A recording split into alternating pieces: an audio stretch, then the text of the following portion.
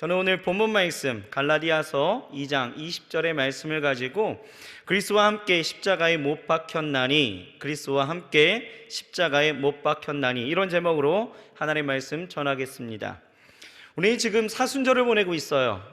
이 사순절을 보내면서 우리 십자가를 묵상하고 십자가를 통한 하나님의 사랑, 헌신, 그 희생과 그 섬김을 묵상하면서 지난주와 지지난주 계속해서 이 십자가에 대한 설교를 하였습니다. 오늘도 이 십자가를 묵상하면서 하나님이 주신 그 은혜를 함께 생각해 보고자 합니다. 여러분 혹시 레드라인이라는 용어를 아십니까? 레드라인. 정치나 군사 분야에 좀 관심이 있는 분이라면 아마 이 용어를 들어보셨을 것 같은데요, 이 레드라인은 한계점을 이야기하는 거예요. 그러니까 군사적인 대치를 이루거나 어떤 대립각을 이루는 두 진영이 서로가 충돌을 피하기 위해서 서로가 용인하는 그 한계점, 그것을 레드라인이라고 이야기합니다. 예를 들면 우리나라가 어떤 그 미국과 연합하여서 군사작전을 할 때가 있잖아요. 이럴 때면 꼭 북한의 그 조선중앙통신에서 항상 하는 이야기가 뭡니까? 북조선은 남조선의 만행을 울분에 감출 수 없고, 만일 군사작전을 계속한다면 이것은 북조선을 도발하는 것으로 간주, 더 이상 도발을 참지 않겠소. 이런 거 들어보셨죠? 그쵸? 네. 저도 어색하고요. 여러분들도 어색하죠? 예, 여튼 이런 게 레드라인이에요. 참지 않겠다라는 거. 더 이상의 이 선을 넘으면 우리도 미사일을 쏘든지 테러를 하든지 도발하겠다라는 거죠. 이것이 레드라인입니다. 근데요, 이런 레드라인하고 같은 말이 또 과학계도 존재하고 있더라고요. 아마 우리 이과생들은 아마 잘 아실 것 같아요. 뭘까요? 싱귤러 포인트라고 이야기하죠. 특이점이에요. 특이점. 보통 물은요, 일반 물은 99.97도에 끓게 되어집니다. 근데 증류수는 좀 달라요. 증류수는 100도씨가 넘어도 끓지 않습니다. 끓지 않고 있다가 어느 순간이 되어지면 갑자기 폭발적으로 끓기 시작하죠. 이것을 돌비 현상, 돌비라고 이야기하는데, 변화를 보이지 않던 상태에서 갑자기 변화를 보이는 그 경계점, 이것을 싱귤러 포인트 이렇게 이야기를 합니다. 특이점 이렇게 부르죠. 또 이와 유사한 경제 용어도 있더라고요. 그것은 바로 티핑 포인트라고 이야기합니다. 이 티핑 포인트는 물리학에서 어떤 물질의 구조와 성질이 극적으로 변화되어질 때, 이것을 티핑 포인트, 이렇게 임계점 이렇게 이야기를 하고요. 또 인문학에서는 이런 삶의 변곡점, 또 변화점을 터닝 포인트라고 이야기하죠. 인생의 어떤 하나의 사건으로 통해 그 온전한 그 변화를 가져오는 그 시점을 터닝 포인트 이렇게 이야기하는 거예요. 자, 레드라인, 싱귤러 포인트, 티핑 포인트, 터닝 포인트 다 뭡니까? 뭔가의 계기가 있어서, 사건이 있어서 이전과 다른 완전히 달라지는 그 변화를 가져온다는 것이죠. 여러분 보세요. 사람은 살아가면서 뭔가 레드라인, 싱귤러 포인트, 티핑 포인트, 터닝 포인트가 한 가지씩은 분명히 있다라는 거예요. 우리가 잘 아는 헬렌 켈러도 마찬가지겠죠. 헬렌 켈러에 있어서 터닝 포인트 하면 누굴까요? 설리번 선생님을 만났다라는 것이 아마 터닝 포인트가 되어졌을 거예요. 저에게도 있어서 터닝 포인트가 되어졌던 사건이 하나 있었습니다. 바로 저희 아버지께서 쓰러지신 그 일들이었어요. 그런 과정에서 하나님을 제가 만나게 되어지고, 또 제가 가지고 있었던 모든 꿈을 다 내려놓고 목회자의 길을 가겠다라고 서원했을 때가 바로 저희 아버지가 쓰러지셨을 때였거든요. 그때 저는 기도했습니다. 하나님, 만약에 하나님께서 우리 아버지를 살려주시면 제 평생, 제 삶을 보잘것 다 드리겠습니다. 그때 그 서원이 지금 이 자리에 서 있게 해 주었다라는 것입니다. 이렇듯 우리의 삶은요, 살아가면서 어떤 만남이나 이런 사건을 통해서, 또는 인생의 그 포인트가 되어지는 터닝 포인트가 되어지는 여러 가지의 일들이 분명히 있다라는 거예요. 여러분, 내 인생에 있어서 목사님, 저는 아직 밋밋해요. 제 삶이 밋밋해서 터닝 포인트 이런 것 없다라고 생각할 수도 있을 것 같아요. 그런데요, 여러분 그거 아십니까? 여러분들이 인정하든 인정하지 않든지 간에 우리 모두에게 있어서, 아니 인류에게 있어 하나님은요 모두의 터닝 포인트를 주셨다라는 거예요. 그것이 무엇일까? 그것은 바로 십자가입니다. 하나님은요, 이 십자가를 통해 죄와 저주 아래 놓여 있었던 인류에 하나님의 구원을 주셨습니다. 하나님의 은혜로 인해서 이 3대 저주가 3대 축복이 되어지는 엄청난 선물을 우리가 받게 되어졌다는 거예요. 여러분, 인류에게 있어서 3대 저주가 무엇입니까? 바로 첫사람 아담과 하와의 죄로 인해서 죄 가운데 있었던 사람들이 하나님의 형상을 잃어버렸는데, 하나님과의 그 관계가 깨어져 버리고 에덴의 그 완벽한 축복, 그 완벽한 그 환경에서 쫓겨나서 이제는 땀 흘리고 수고해야 겨우겨우 그 살아가는 그 삶의 환경의 저주를 받게 되어졌고, 또 더 이상 영원한 생명을 누릴 수 없는 죽음을 맞이해야 되는 그런 인생이 되어졌다는 거죠. 하나님과의 관계가 깨졌고 환경의 저주를 받게 되어졌고, 또 인생이 죽음을 맞이하는 그러한 저주를 받게 되어졌다는 거예요. 그런데 여러분, 그러한 인류의 이 죄의 문제 가운데 있었던 우리 인류 가운데 예수님은요, 그 십자가를 통해서 모든 것을 다 바꾸어 버렸다는 거예요. 터닝 포인트가 되었다는 거죠. 하나님은 예수님을 통하여서 이 십자가에 달리게 하시면서 죽음과 이 부활을 통해 십자가는요, 죄의 문제를 다 청산해 버렸습니다. 하나님과의 나와의 그 관계, 그 연결하는 그 교통하심과 그 교제하심이 그분 앞에 우리가 담대히 나아갈 수 있도록 모든 것을 열어주셨다는 거예요. 또 십자가는 모든 저주를 청산하시면서 우리 안에 내주하시는 그 성령께서 우리의 삶을 도우심으로 인하여서 이제는 더 이상 우리가 죄와 저주 아래 놓여져 있는 것이 아니라 자유와 해방으로, 그리고 하나님이 주신 도우심을 통하여서 인생에 어떤 문제가 다가와도 우리는 걱정할 일이 없다라는 것이죠. 우리의 삶 가운데 기쁨과 소망으로 풍성케 하셨다라는 거예요. 또 하나님께서는요, 그 십자가를 통해서 우리가 영원히 죽을 수밖에 없었지만 그 십자가로 인해 이제는 영원한 생명으로 생명을 얻되 풍성히 얻게 되어지는 그 은혜를 우리에게 허락해 주셨다라는 거예요. 3대 저주가 3대 축복으로 변화되어졌죠. 그 터닝 포인트, 십자가, 그 십자가를 우리에게 주셨다라는 거예요. 그러니 여러분, 여러분들이 인정하든 인정하지 않든지 간에 여러분들에게 있어서의 인생의 터닝 포인트는 분명히 주어졌다라는 거예요. 십자가, 분명 여러분들의 인생 가운데 터닝 포인트를 주신 하나님의 선물이 되는 것입니다. 그래서 이 십자가의 도를 믿는 자들에게는 이 십자가는 구원의 능력이 되었어요. 하지만 믿지 않는 자들에게는요, 이 십자가가 미련해 보일지라도 적어도 저들에게 있어서 구원받을 수 있는 기회 정도는 됐다라는 거예요. 여러분, 그러니 십자가를 믿는 자들에게 이 분명 이전과 다른 완전한 변화가 그 안에서 이제 일어나야 된다라는 거죠. 보세요, 십자가 앞에 섰던 이 백부장, 그리고 지난주에 우리가 함께 보았던 구레네 시몬 어땠습니까? 십자가 앞에 있을 때에 그 십자가가 인생의 터닝 포인트가 되어져서 이전과 다른 삶의 변화가, 이전과 다른 그 삶의 온전한 변화가, 완전한 변화가 일어났다라는 것이죠. 여러분, 십자가가 우리 가운데 주어졌을 때 우리는 변화되어져야 합니다. 그것이 십자가가 주는 능력이에요. 여러분, 이것을 보다 구체적으로 증명한 사람이 있습니다. 누구일까? 바로 사도 바울이죠. 완전한 인생의 변화, 삶의 목적, 삶의 방향, 의미, 인생을 해석하는 능력, 모든 것이 다 이 십자가로 바뀐 사람, 바로 사도 바울입니다. 오늘 성경을 보면 이 사도 바울이 이렇게 고백하는 거죠. 본문 20절 말씀 우리가 같이 한번 읽어볼까요? 그의 고백입니다. 시작.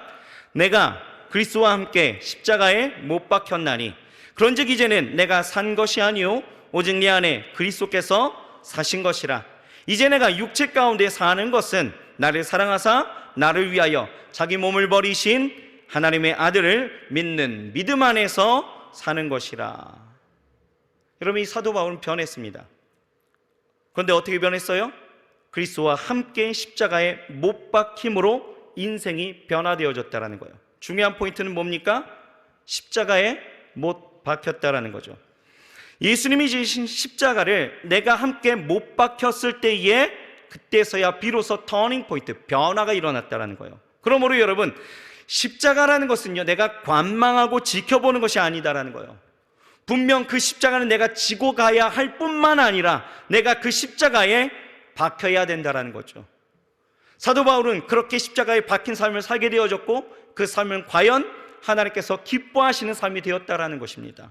그래서 오늘 이 사순절에 저와 여러분들이 결단해야 될 것은 내가 예수님이 지신 십자가에 그리스도와 함께 못 박혀야 하고 그렇게 못 박힌 삶을 살아야 한다는 것입니다.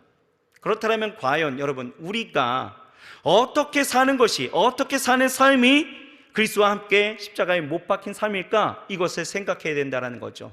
자, 첫 번째로 여러분 그리스도와 함께 십자가에 못 박힌 삶은 내가 십자가에 죽었다는 사실을 인정하는 것이 우리가 십자가에 못 박힌 삶입니다. 뭐 하는 것이요? 뭐 하는 것이? 인정하는 날, 인정해야 된다는 거예요. 인정. 여러분 오늘 본문 어떻게 시작해요? 내가 그리스도와 함께 십자가에 못 박혔나니.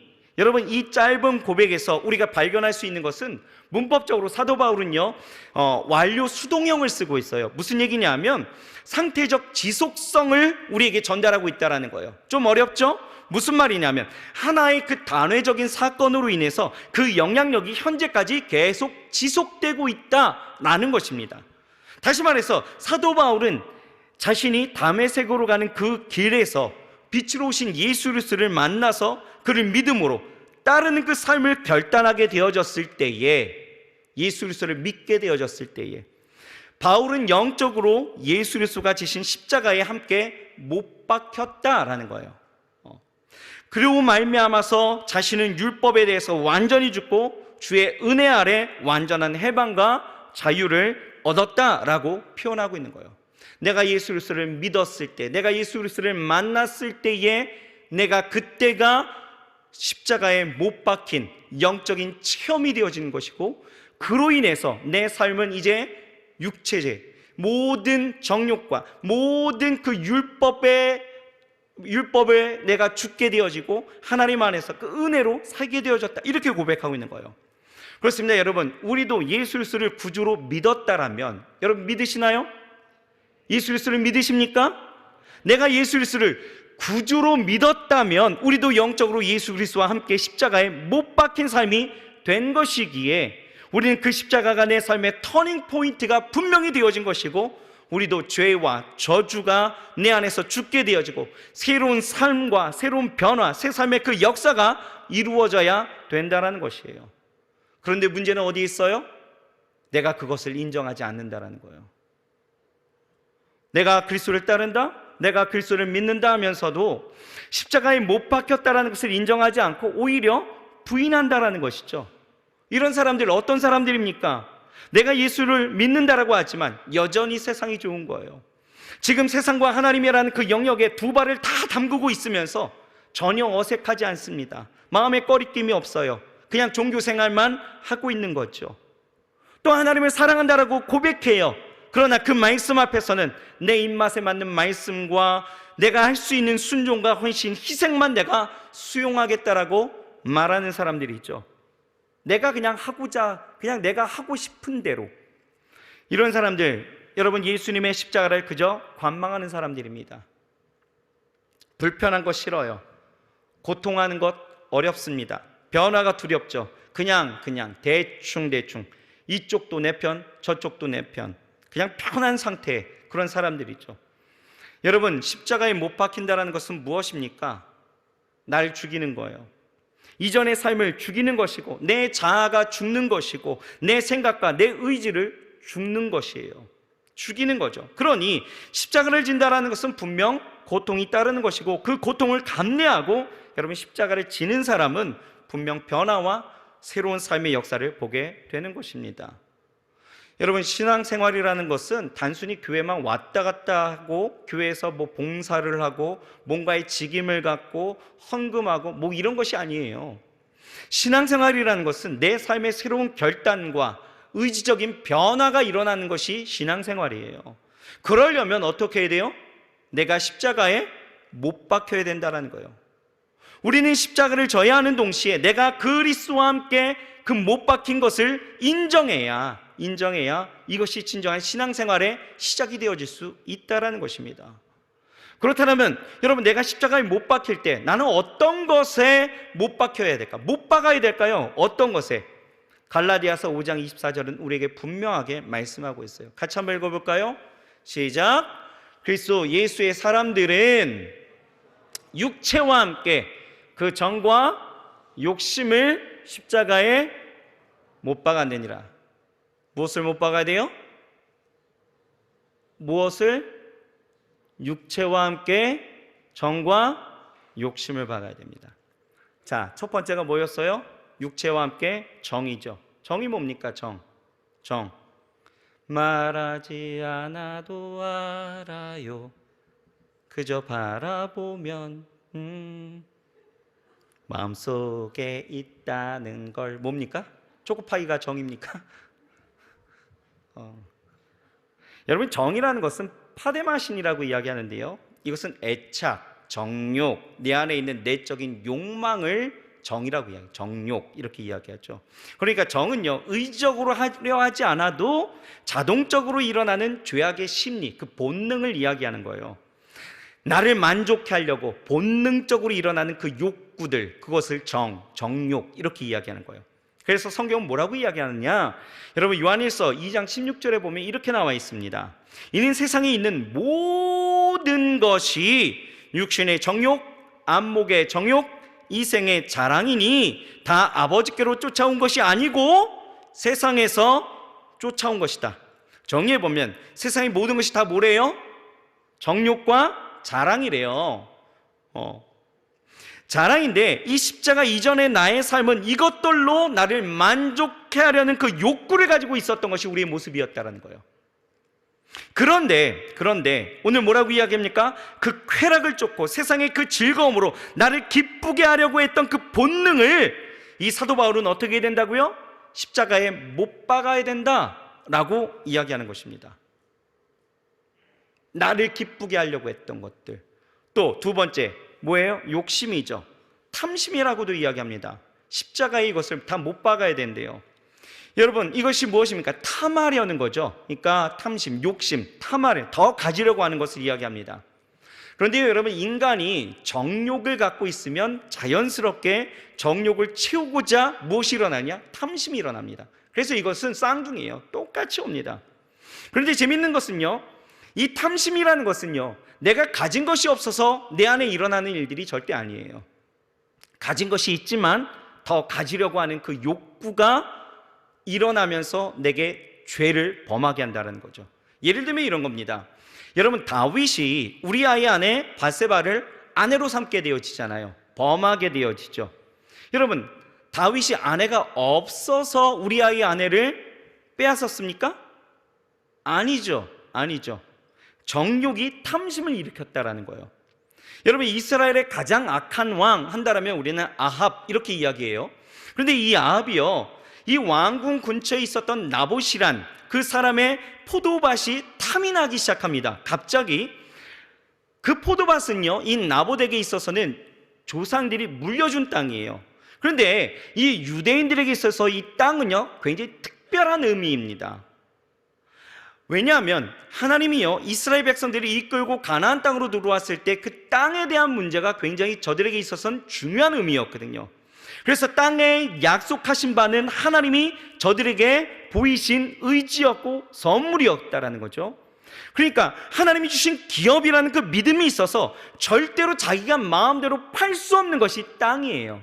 그런데 아합이요, 그것을 갖고 싶어 하는 거예요. 뺏고 싶어 하는 거죠. 안달이 납니다. 심지어는요, 자기 뜻대로 안 되니까 식음을 전폐하고 끙끙 앓아 눕게 되어지는 거예요. 그러자 아합의 아내였던 그 이세벨이 어떻게 합니까? 아니, 당신이 왕인데 왜 그걸 걱정하고 왜 이랬습니까? 라고 이야기하는 거예요. 왜 이런 일을 걱정합니까? 내가 해결해 드릴게요. 그러면서 가서 한 일이 뭡니까? 이세벨이요, 없는 말을 퍼뜨려서 나봇을 모함하게 되어지고, 그렇게 나봇이 돌로 쳐 죽게 만들죠. 그리고 포도밭을 그렇게 빼앗습니다. 탐심이죠. 여러분, 아합은 왕이에요. 땅이 없어서 빼앗았습니까? 아니잖아요. 더 가지려는, 내게 있는 것으로 만족하지 못하고 자족하지 못하는 것이 탐심의 죄.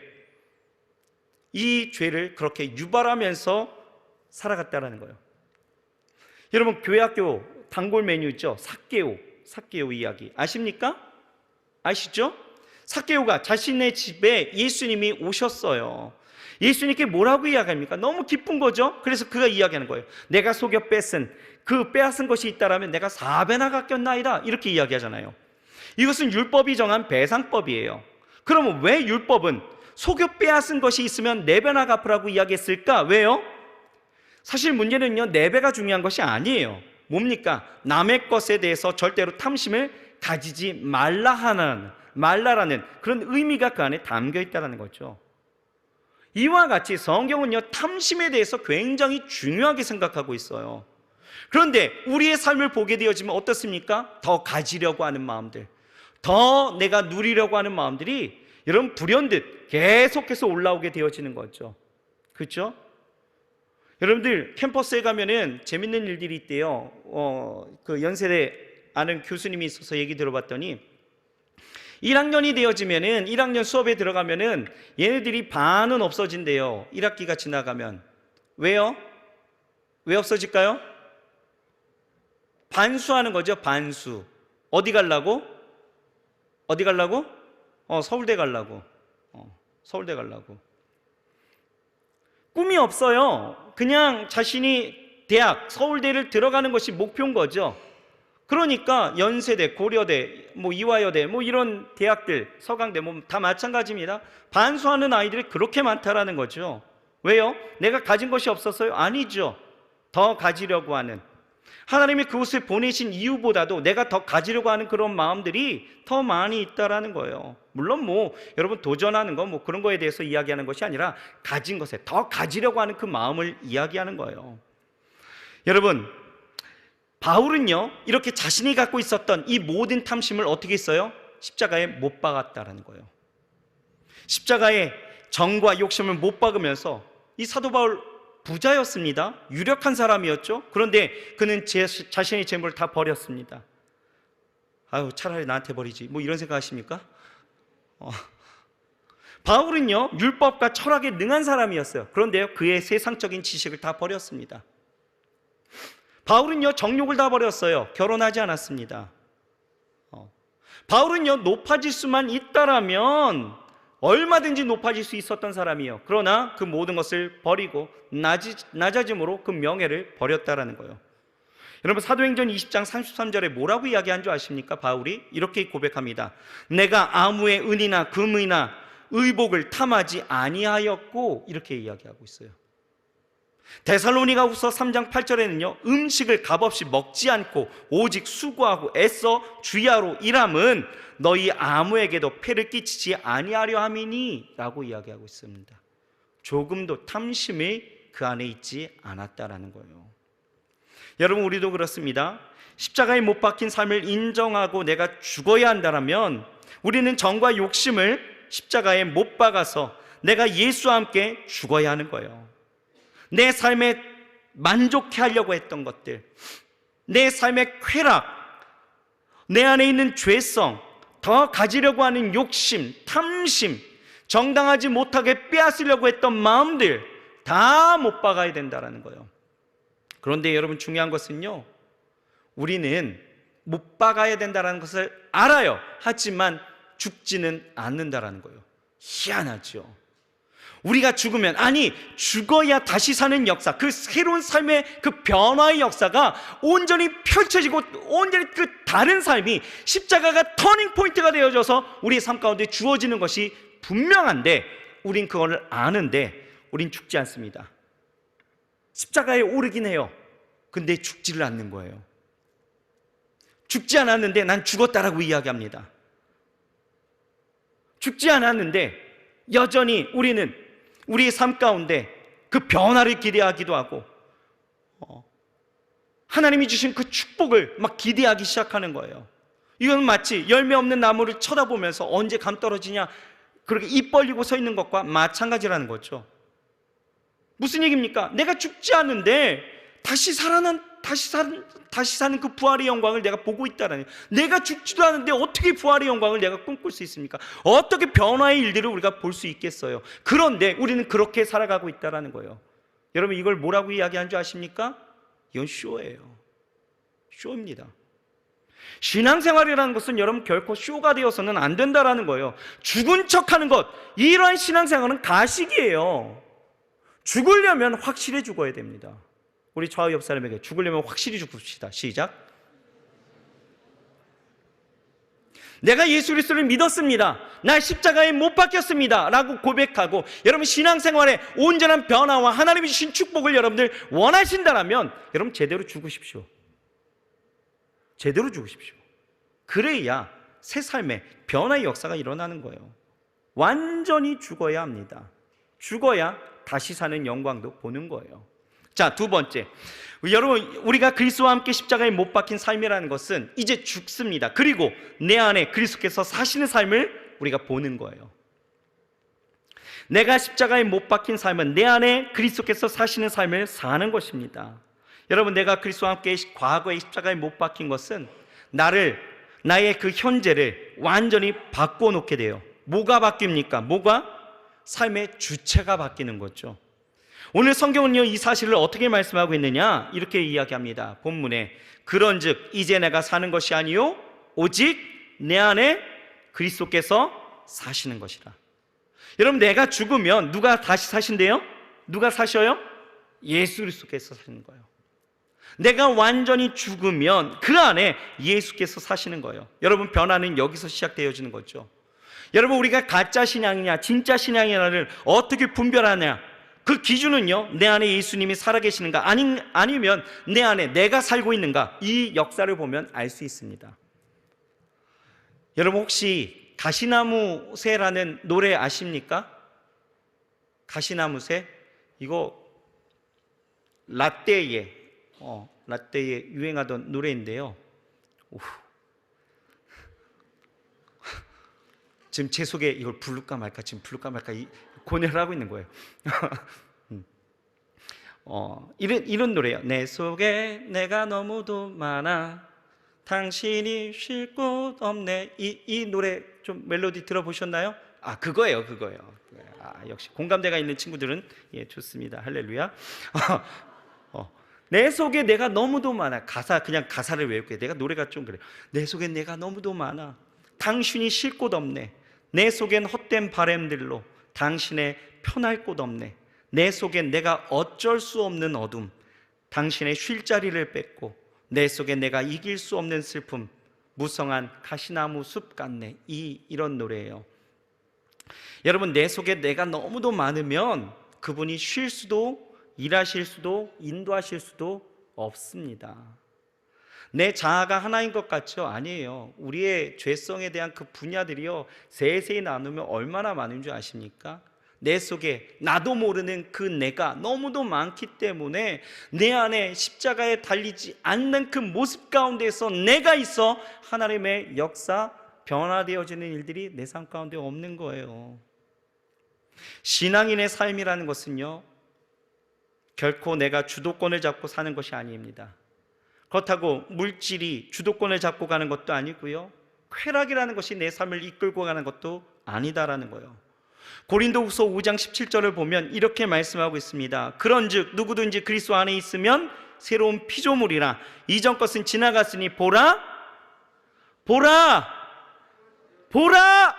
새 것이 되었도다.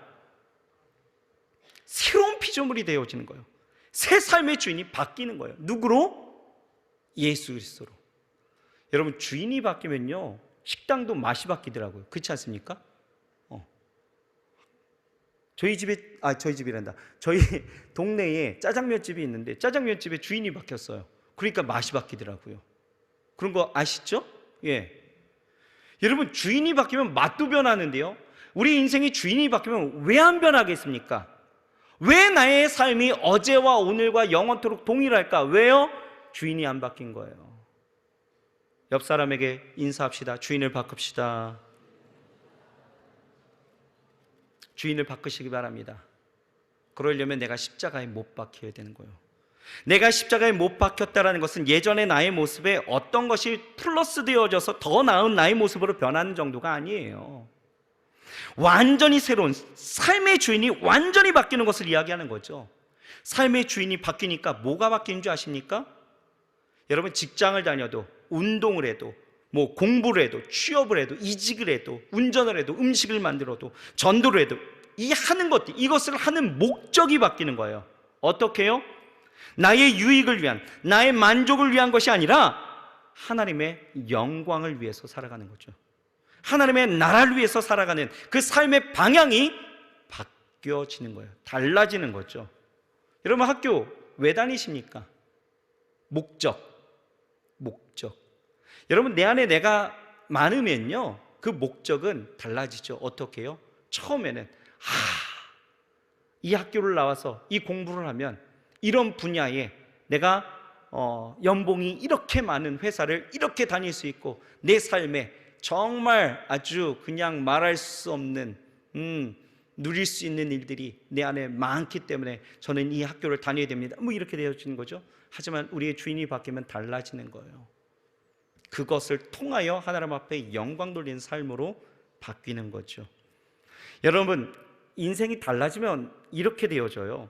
전에는 내 무능함에 포기되고 용기를 잃어버린 채 살아왔던 이 삶의 의욕이요, 주인이 바뀌면요, 내 삶을 하나님이 간섭하시고 내 삶 가운데 주인이 되어주시면 이제는요, 그 삶의 기대와 소망으로 풍성하게 되어집니다.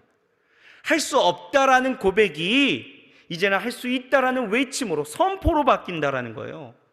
여러분, 이전에는요, 미움과 시기가 가득했던 내가요, 내 인생을 통제하는 것이 내가 아니라 이제 예수님이 내 삶 가운데 오셔서 그 십자가를 지신 그 사랑의 풍성하신 하나님이 내 삶을 이끌기 시작하면요, 내 안에 용서가 일어나고 내 마음 가운데 은혜라는 것이 채워지는 거예요.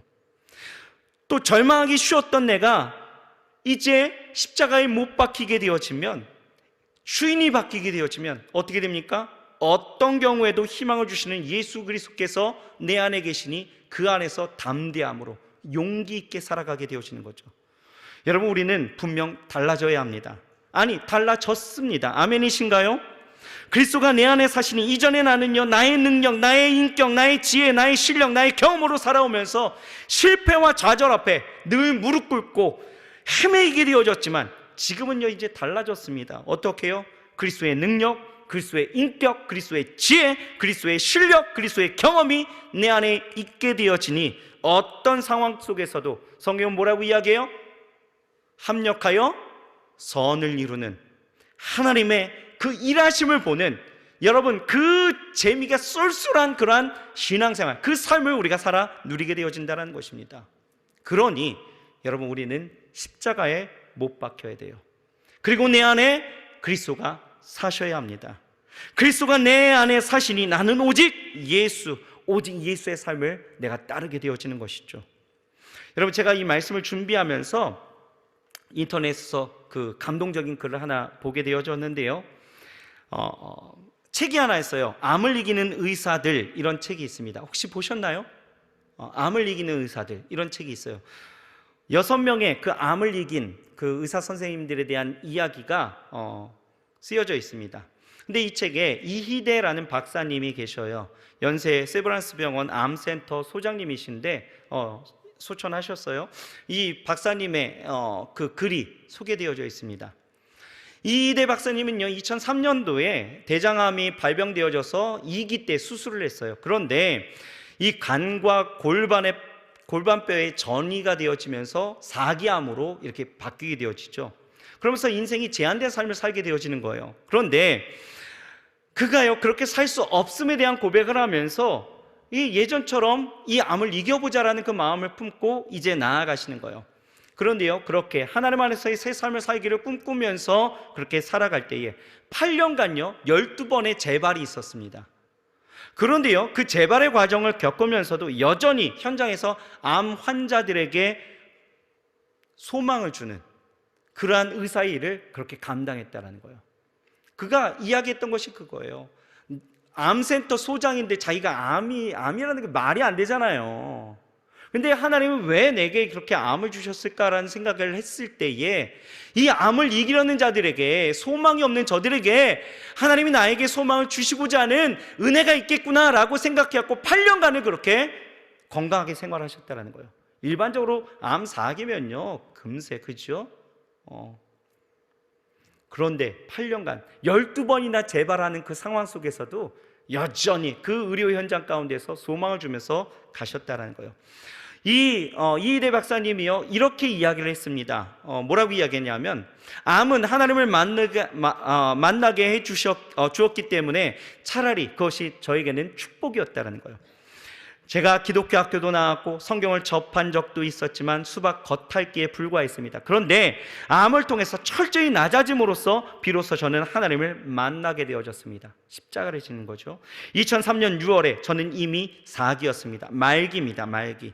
그때 죽는다 했더라면 진짜 죽었을지도 모릅니다. 하지만 하나님은 세상적인 치료 외에 영적인 치료를 허락하셔서 새로운 생명으로 태어나게 해주셨습니다. 절망 속에 만난 하나님은 믿음으로 암을 극복할 수 있도록 해주셨을 뿐만 아니라 의수를 뛰어넘어 하나님을 의지하는 것이 무엇보다 중요하다는 것을 깨닫게 해주었습니다 라고 고백합니다.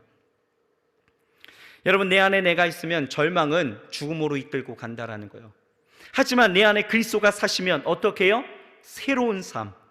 이희대 박사님의 표현으로 한다면, 이희대 박사님은요 암 4기를 넘어서 자신은 새 생명의 5기를 산다 이렇게 이야기를 하거든요. 우리도 여러분 내 안에 내가 죽고 그리스도가 사심으로 여러분 이러한 새로운 삶에 변화된 하나님의 놀라운 그 은혜를 우리가 경험하면서 살아가야 될 줄 믿습니다. 그렇게 살기를 주의 이름으로 축복합니다. 변화된 삶, 여러분 뭔가 그리스도가 나를 이끄는 그 놀라운 삶이 여러분들의 인생 가운데 좀 펼쳐져야 되지 않을까요?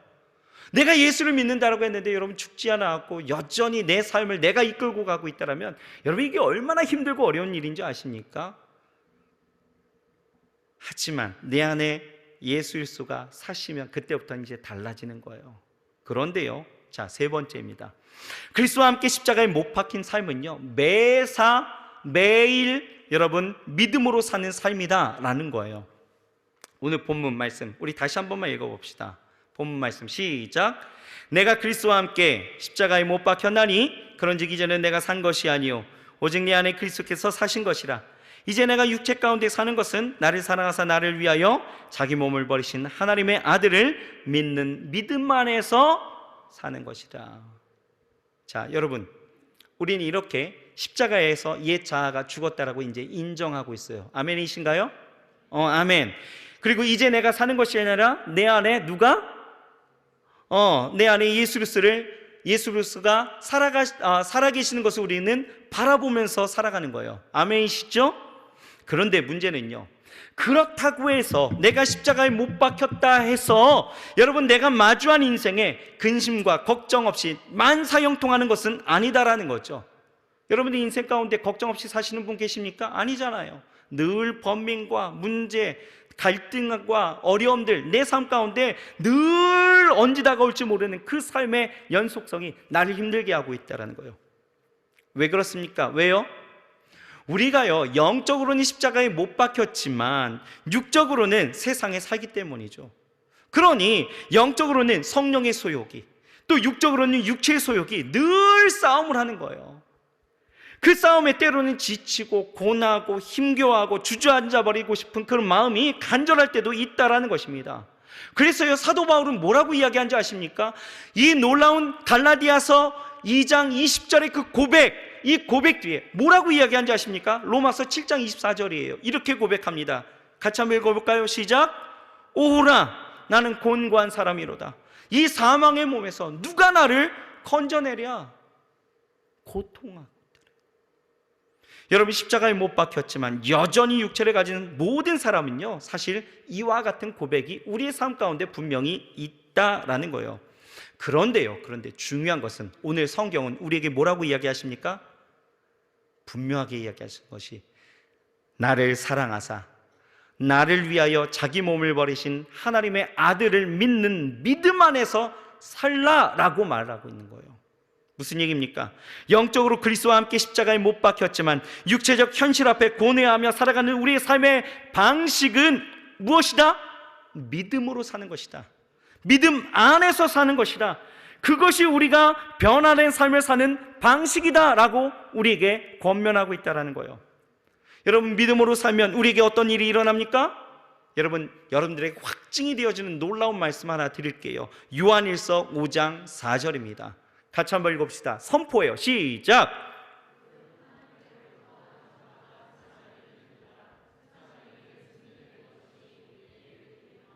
아멘이신가요? 아멘. 여러분, 이 말씀을 좀 기억하세요.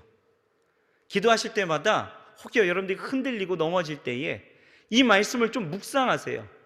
세상을 이기는 것은 이것이 돼요. 뭐예요? 믿음이다라는 거죠. 여러분, 우리의 믿음은요, 세상을 이기는 것입니다. 아멘이신가요? 세상에서 승리하는 비결은 믿음이라는 거예요. 여러분, 넘어질 때 변명할 필요 없어요. 범죄할 때 자꾸 정당화하고 합리화될 필요가 없습니다. 잘못했을 때 책임을 회피하고 패배주의의 그 늪에 갇혀서 신세 타령할 필요가 없습니다. 우리는요, 나를 사랑하사 나를 위해서 자기 자신을 주신 하나님의 아들을 믿는 그 믿음으로 우리가 십자가 밑에 나아가서 그 아픈 마음으로 죄를 회개하고 고백하면 우리 위해서 십자가에 달리신 예수님이요, 우리를 깨끗하게 하시고 위로해 주시고 샘을 주시고 새 삶의 역사를 허락해 주시는 거예요. 이것이 십자가에 못 박혀서 이전과 다르게 살아가는 우리의 삶의 방식이다라는 거예요. 그러므로 여러분, 이제 여러분들의 삶에 이렇게 선포하시길 바랍니다. 따라해 보실까요? 그리스도께서 내 안에 사시니 나는 승리합니다. 나는 그것을 믿습니다. 이 믿음 안에서 살아가시길 바랍니다. 아멘. 복음서에서 예수님께서 복음서에 보면 예수님께서 소경에게 뭐라고 이야기하냐? 내가 너를 위해서 능히 이것을 할 수 있다라고 너는 믿느냐? 라고 물으셔요. 이때 소경이 뭐라고 한지 아십니까? 주여 그러하외다. 주님 그렇습니다 라고 이야기해요. 이때 예수님이 뭐라고 말씀하십니까? 이제 너 나았다 이렇게 말씀하십니까? 아니죠. 내 믿음대로 되라. 여러분, 우리의 인생의 방식은 하나예요. 뭡니까? 믿음입니다. 내 안에 사시는 예수 그리스도께서 여러분들의 삶 가운데 어떻게 역사하실지를 한번 보시라는 거예요. 기대해 보십시오. 믿음으로 보십시오. 믿음 안에 사십시오. 하나님이 내 안에 역사하시니, 내 삶을 인도하시니 분명 내 삶은 달라집니다. 여러분, 믿고 나아가 보십시오. 달라지는 거예요. 달라집니다. 예수님께서 뭐라고 말씀하십니까? 믿는 자에게는 능치 못함이 없느니라 말씀하시잖아요. 누가복음 17장 6절에는 뭐라고 말씀하신 줄 아십니까? 같이 한번 읽어봅시다. 시작. 주께서 이르시되 너희에게 겨자씨 한 알만한 믿음이 있더라면 이 뽕나무더러 뿌리가 뽑혀 바다에 심기어라 하였을 것이요, 그것이 너희에게 어떤 믿음? 겨자씨만한. 여러분, 그렇다고 해서 작은 믿음 갖고 살래 이런 거 아니에요. 믿음이 중요하다는 거예요. 믿음이. 여러분, 믿음으로 나아가시길 바랍니다. 히브리서 11장 6절 뭐라고 말씀하셔요? 여러분들 잘 아는 말씀이죠? 시작. 믿음이 없이는 하나님께 나아가는 자는 반드시 그가 계신 것과 또한 그가 자기를 찾는 자들에게 상 주시는 이심을 뭐예요? 믿어야 할지니라. 믿으시기 바랍니다. 아멘. 여러분, 지금 해결하지 못한 문제를 갖고 이 자리에 나오신 분들도 있을 거고요, 또 질병의 문제가 있는 분들도 있을 거예요. 또 용서하지 못한 문제가 있기도 하고요, 원한과 증오 또한 갈등과 어려움을 품고 이 자리에 오신 분들도 분명히 있을 거예요. 또 실패와 좌절을 감고 이 자리에 오신 분들도 있고요, 또 가정의 문제가 있고 또한 어떤 관계에 문제들이 있는 분들도 있을 것입니다. 여러분, 문제가 있는 것은 당연한 거예요. 왜 나만? 아니, 문제 있는 것은 당연합니다. 왜요? 우리가 육체 가운데 살기 때문이죠. 하지만 여러분, 이제 여러분들의 삶을 십자가에 못 박아 버리십시오. 죽으세요.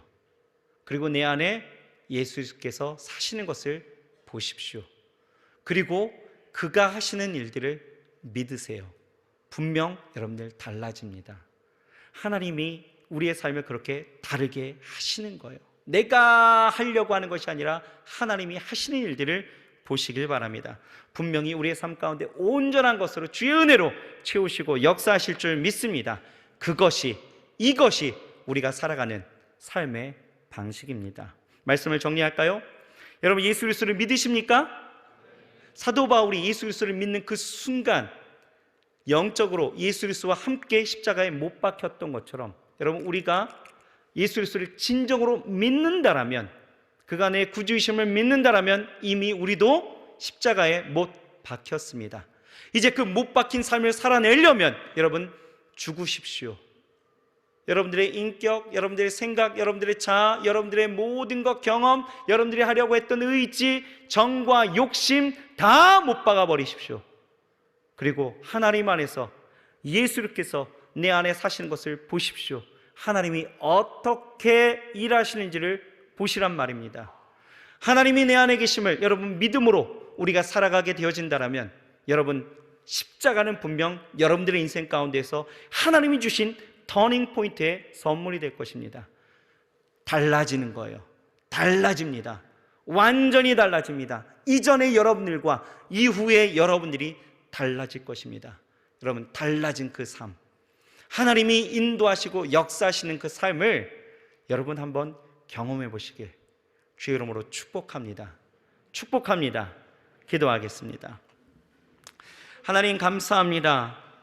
십자가, 이것은 우리의 인생의 터닝 포인트입니다. 완전히 달라지는 삶, 하나님이 내게 주시는 그 변화와 하나님이 우리에게 허락하신 은혜의 역사임을 믿습니다.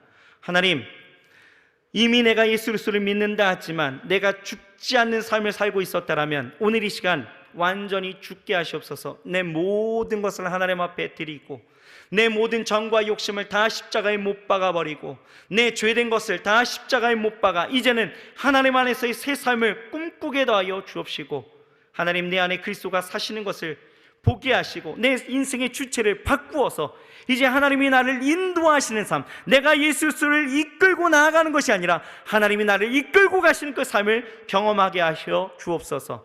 그러므로 하나님, 내 안에 사신 그 예수 그리스도, 하나님, 그가 내 삶을 일으키시니 하나님, 분명 하나님은 합력하여 선을 이루시고 내 삶에 원대한 하나님의 일하심과 그 창조의 역사를 보이실 줄 믿습니다. 하나님, 우리의 삶을 이끌어 주시옵소서. 다만 우리의 인생 가운데서 어려움과 환난과 내 삶 가운데 고난과 고통이 있다 할지라도 하나님, 그것으로 인하여 좌절하거나 낙심하지 않게 하시고 내 안에 역사하시는 그 하나님을 믿게 하셔서 믿음으로 살게 하셔서 우리의 삶 속에 아버지 하나님 달라지는 것, 하나님이 일하심을 우리의 눈으로 목도하며 살아갈 수 있도록 주께서 역사하여 주옵소서. 그래서 우리 사랑하는 이들이 함께 모일 때에 그 하나님을 자랑하고 그 하나님을 우리가 간증하고 그 하나님에 대해서 우리가 넘치는 감사로 나아갈 수 있도록 주여 축복하여 주옵소서. 이 사순절, 이 십자가를 보게 하시옵소서. 내 삶에 하나님이 허락하여 주신 터닝 포인트의 그 선물 보게 하시고 우리의 삶을 주께 드리게 하여 주옵소서. 예수님의 이름으로 감사하며 간절히 기도드렸사옵나이다. 아멘.